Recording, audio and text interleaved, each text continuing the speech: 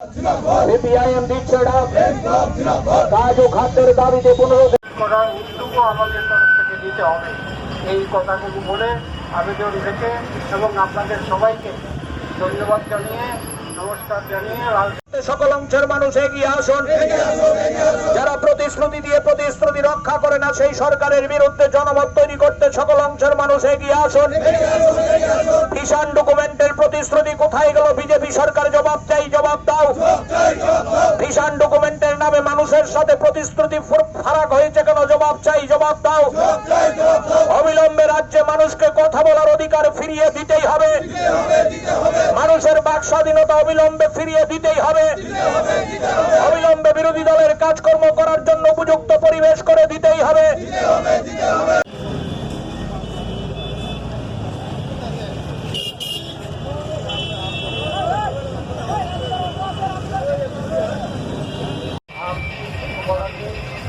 একটা আহ্বান আপনাদের সামনে রাখবো।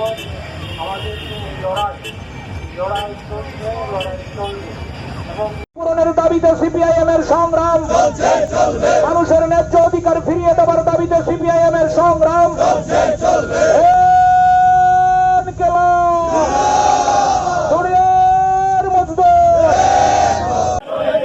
কিষাণ ডকুমেন্টের প্রতিশ্রুতি রূপায়ণের দাবিতে জনগণ এগিয়ে আসুন।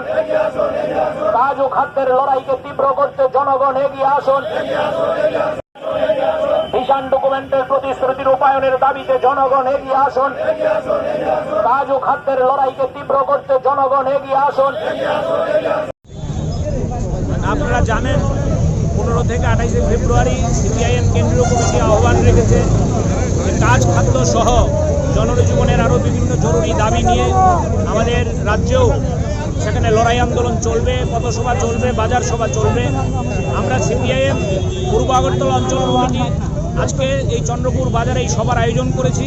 এই সবাই আমাদের মূল যে আওয়াজ আপনারা লক্ষ্য করবেন, আমাদের রাজ্যে বিজেপি আইপিএফটি জোট সরকার 2018 সালে মার্চ মাসে প্রতিষ্ঠার পর তারা নির্বাচনের আগে যে প্রতিশ্রুতি মানুষের কাছে রেখেছিল সেই প্রতিশ্রুতি সম্পূর্ণভাবে তারা সেখানে খেলাপ করছে। কিষাণ ডকুমেন্ট আজকে ভীষণ ডকুমেন্ট হিসাবে মানুষের কাছে পরিচিতি লাভ করেছে। ঘরে ঘরে রোজগারের স্লোগান আজকে জলের তলায়, সপ্তম পে কমিশন আজকে জলের তলায়, 2000 টাকা ভাতা আজকে জলের তলায়, গণতন্ত্র পুনরুদ্ধারের সংগ্রাম আজকে জলের তলায়। এবং সবচেয়ে বড় যে বিপদ আমাদের রাজ্যে, আজকে মানুষের কাজ নেই, মানুষের খাদ্য নেই। রেশন শপের মধ্য দিয়ে ডাল দেওয়ার যে স্লোগান আজকে সেখানে ধোলায় পর্যবসিত হয়েছে। আমাদের রেগার যে কাজ, সেই রেগার কাজ রাজ্যে দারুণভাবে কমেছে।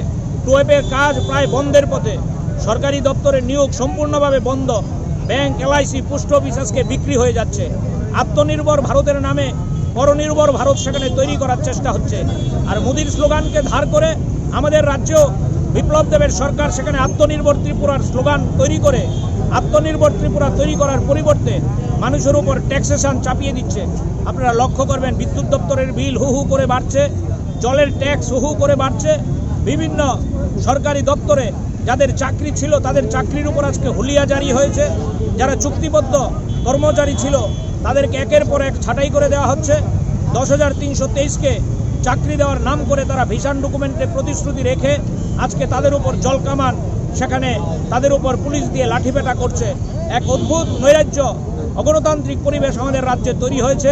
এই কাজ খাদ্যের স্লোগান সহ আমাদের রাজ্যের গণতন্ত্র পুনরুদ্ধার, আইনের শাসন প্রতিষ্ঠা সহ আমাদের দেশের জনবিরোধী বাজেটের বিরুদ্ধে স্লোগান তুলে আমরা রাস্তায় নেমেছি। এই লড়াই আমাদের 28 ফেব্রুয়ারি পর্যন্ত চলবে। আমরা আজকে এখানে 15 ফেব্রুয়ারি এই পথসভা থেকে আওয়াজ তুলতে চাই। আমাদের রাজ্যে চোখ রাঙিয়ে জনগণের কণ্ঠকে স্তব্ধ করে দেওয়া যাবে না। যতই চোখ রাঙাবে ততই মানুষের কণ্ঠ আরও ঊর্ধ্বে উঠবে এবং মানুষকে সাথে নিয়েই আমরা আমাদের রাজ্যে গণতন্ত্র পুনরুদ্ধারের সংগ্রামকে তেজি করব। এই আহ্বান আপনাদের মধ্য দিয়ে আমরা মানুষের কাছে রাখতে চাইছি।